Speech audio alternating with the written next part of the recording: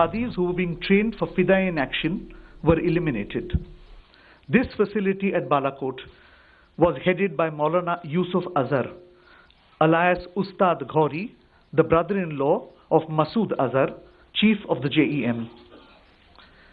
The government of India is firmly and resolutely committed to taking all necessary measures to fight the menace of terrorism. Hence, this non-military preemptive action was specifically targeted at the Jaish-e-Mohammed camp. The selection of the target was also conditioned by our desire to avoid civilian casualties. The facility is located in thick forest on a hilltop, far away from any civilian presence. As the strike has taken place only a short while ago, we are awaiting further details. The government of Pakistan had made a solemn commitment in January 2004 not to allow its soil or territory under its control to be used for terrorism against India.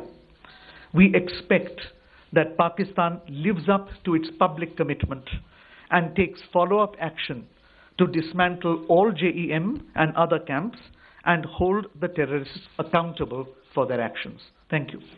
This concludes the briefing. Thank you all for joining us. We are not taking any questions. Thank you.